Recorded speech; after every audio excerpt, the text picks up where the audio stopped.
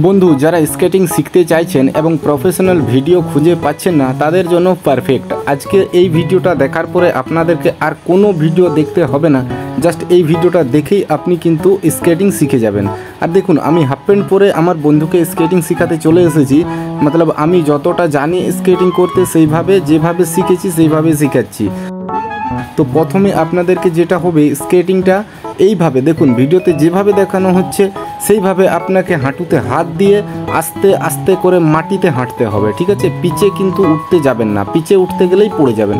মাটিতে সহজেই হাঁটা যাবে, এরকম হাঁটা প্র্যাকটিস করবেন আপনি প্রায় 1 ঘন্টা, মানে যতক্ষণ না আপনি কমফোর্টেবল হচ্ছেন ততক্ষণ এইভাবে আপনি হাঁটা প্র্যাকটিস করবেন। হাঁটুতে এইভাবে হাত রেখে আস্তে আস্তে করে আপনাকে হাঁটতে হবে। আপনি কিন্তু স্পিডে হাঁটতে আবার যাবেন না, নাহলে মাটির মধ্যেই কিন্তু পড়ে যাবেন। দেখুন, আস্তে আস্তে পায়ে স্কেটিংটা পরার পরে কিন্তু অনেক ভারী মনে হবে, অনেক ভারী লাগবে।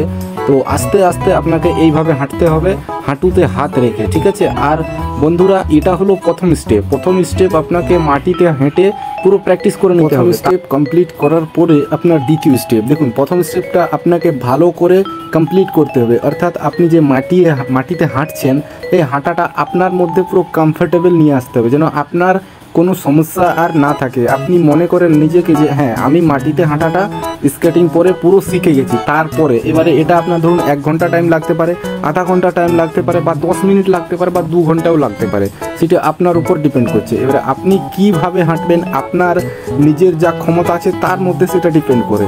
সবার মধ্যে আলাদা আলাদা হয়, কারো 5 মিনিট হয়ে যায়, কারো আধ ঘন্টা লাগে, কারো 1 ঘন্টার মধ্যে কমফোর্টেবল হয়ে যায়।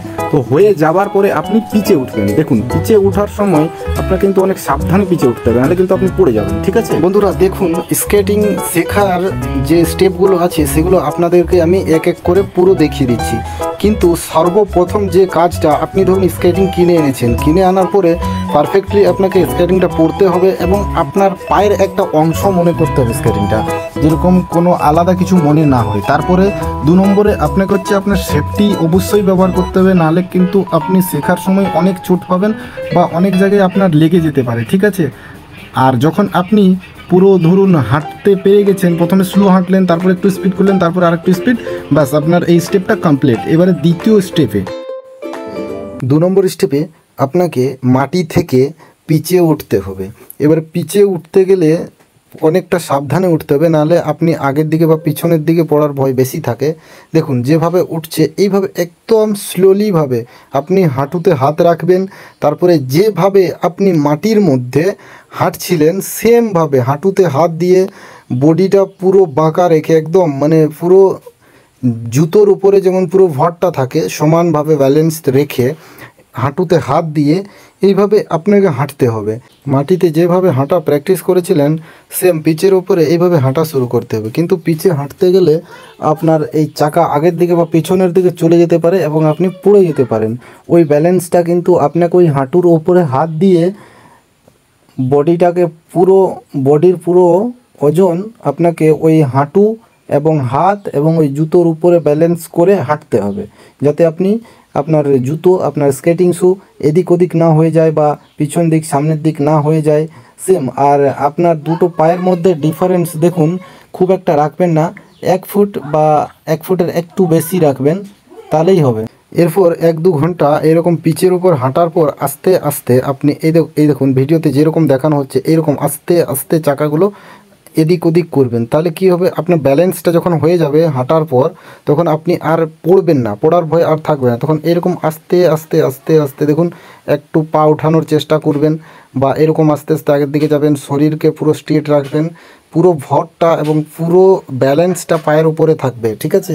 দেখুন এইভাবে আস্তে আস্তে একদম স্লোলি এই পিচে হাঁটতে হাঁটতে, বা আপনি যখন মাটিতে হাঁটবেন তখন কিন্তু আপনার কোমর ব্যথা, পা ব্যথা হতে পারে। কেন কি, প্র্যাকটিস না থাকলে এগুলো হবেই হবে, কিছু করার নেই। কিন্তু আপনি রেস্ট নিয়ে এইভাবে এগোতে থাকবেন, এইভাবে হাঁটতে থাকবেন, এইভাবে আস্তে আস্তে এগোবেন, দেখবেন আপনার নিজে একটা কমফোর্টেবল হয়ে গেছে যে হ্যাঁ সাহস চলে আসবে যে হ্যাঁ এখন আমি আশা করি পেরে যাব হাঁটতে, আর পড়বো না, এরকম সিচুয়েশন চলে আসে। আর বন্ধুরা একটা কথা জেনে রাখবেন, যত ভালোই ড্রাইভার হোক না কেন সিচুয়েশন এমন জায়গায় পৌঁছে যায় যে অ্যাক্সিডেন্ট হতেই পারে, ঠিক আছে। তো সেম এটা ওইভাবেই যে যতই ভালো বেগিনার হোক না কেন এমন জায়গায় সিচুয়েশন চলে যাবে যে অ্যাক্সিডেন্ট হতেই পারে, ঠিক আছে। তো ভয় পাবেন না, ভয় না রেখে আপনারা এইভাবে প্র্যাকটিস করুন, স্কেটিং অবশ্যই শিখে যাবেন, ঠিক আছে। এটা গেল দ্বিতীয় স্টেপ। ওকে, দুটো স্টেপ ভালো করে প্র্যাকটিস করার পর এরপর 3 নম্বর স্টেপে আপনাকে হালকা হালকা পা তুলে দেখুন কিভাবে পড়ে গেল। তো এটা পড়ে যাওয়াটা স্বাভাবিক, এটা কোনো ব্যাপার নয় যে আপনি পড়বেন না, বা খুব জোরে পড়ে গেলে হয়তো ব্যথা বা কোনো জায়গায় চোট লাগতে পারে, কিন্তু আস্তে পড়লে আপনার কিছু হবে না। তার জন্য স্লোলি আপনাকে কি করতে হবে, 3 নম্বর স্টেপে দেখুন দাঁড়াতেই পারছে না, দেখুন। তো এটা আপনারও হবেই হবে, এটা সবার ক্ষেত্রেই হয়ে থাকে, কেন কি পাটা পিচের উপরে স্ট্রংলি না থাকলে এটা পারবে না। তো আমি দেখুন তুলে দিলাম। তো এখন আপনাকে 3 নম্বর স্টেপে বন্ধু আস্তে আস্তে এরকম যেরকম 2 নম্বর স্টেপে আপনি আস্তে আস্তে আস্তে আস্তে পিচের উপরে চালাচ্ছিলেন, তো সেমভাবে আপনাকে 3 নম্বর স্টেপেও আস্তে আস্তে পাটা তোলার চেষ্টা করতে হবে। তো দেখুন ইনি পা তুলতে গেলে কিন্তু পড়ে যাচ্ছে, ঠিক আছে। তো আপনিও পড়ে যেতে পারেন, এটা স্বাভাবিক কিছু না, কিন্তু ওই পড়ে যাওয়ার ভয় পেলে আপনি কিন্তু স্কেটিং শিখতে পারবেন না, পড়ে গেলে কিছু হবে না। তো আপনি এইভাবে প্র্যাকটিস করতে থাকুন। 3 নম্বর স্টেপটা আস্তে আস্তে পা তুলবেন একটু একটু, যেটা আপনার সুবিধা হবে, যে পাটা তুলতে পারবেন সেটা তুলবেন, এইভাবে তুলে তুলে তুলে তুলে আস্তে আস্তে 3 নম্বর স্টেপটা আপনি কমপ্লিট করে দেবেন তখন আপনি আস্তে আস্তে কী করবেন, রানিং করবেন। 3 নম্বর স্টেপটা আপনাকে কী করতে হবে, মানে পাটা তুলে অন্য এক জায়গায় ফেলতে হবে। ধরুন আপনি যেরকম হাঁটছেন, তো স্কেটিংটা সেম ওইভাবে চলতে চলতে আপনাকে পাটা তুলতে হবে, ঠিক আছে।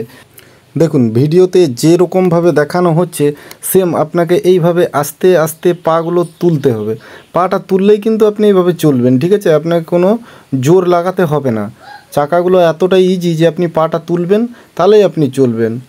দেখুন এইভাবে এই পাটা তুলতে শিখতে হবে, এটা আপনাকে প্র্যাকটিস করতে হবে বন্ধুরা।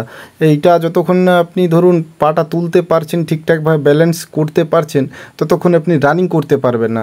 তো যতক্ষণ না আপনি এই পা তুলতে পারছেন ততক্ষণ পর্যন্ত এটা প্র্যাকটিস করে যাবেন, সে যতক্ষণ টাইম লাগুক, 1-2 ঘন্টা হোক বা আধ ঘন্টা হোক, আপনি প্র্যাকটিস করবেন, করার পরে দেখবেন আপনি পেরে যাবেন যখন এরকম পা তুলতে, তখন আস্তে আস্তে অটোমেটিকলি আপনার রানিং হবে, ঠিক আছে। রানিং করার সময় আপনি পিচের উপরে এইভাবে পড়ে যেতে পারেন। তো পড়ে যাওয়ার পরে দেখুন ইনি পিচের উপরেই দাঁড়িয়ে যাবেন। তো পিচের উপরে কিভাবে দাঁড়াতে হয় আপনি একবার ভিডিওটাতে ভালো করে লক্ষ্য করুন। দেখুন হাতের উপরে ভর দিচ্ছে, তারপর পাগুলোতে কিভাবে দাঁড়াচ্ছে, দেখুন ও কিন্তু এদিক ওদিক হবে না। তো দেখুন এই দেখুন দুটো পাকে একসঙ্গে দাঁড় করাতে হবে, তারপরেই কিন্তু আপনি আবার দেখুন আপনার চালানো স্টার্ট হয়ে যাবে। বন্ধু এইভাবে বেশ কিছুক্ষণ প্র্যাকটিস করার পর বা সারা দিন আপনার লেগে যেতে পারে, তারপরে কিন্তু দেখবেন অটোমেটিকলি এইভাবে আপনারও কিন্তু রানিং হয়ে যাবে। রানিং হওয়ার পরেও কিন্তু আপনি 2-1 বার পড়ে যেতে পারেন, কিন্তু ওটা কোনো ব্যাপার নয়, পড়তেই পারেন, তাও আপনি হাল ছাড়বেন না, দেখবেন পুরো শিখে গেছেন। আজকের ভিডিওটা এখানেই শেষ করলাম, এর পরবর্তীতে আপনাদেরকে ব্রেকের স্টেপগুলো আমি দেখিয়ে দেবো। ততক্ষণ ভালো থাকবেন, সুস্থ থাকবেন, আর চ্যানেলটি সাবস্ক্রাইব করে সঙ্গে থাকবেন। Thank you.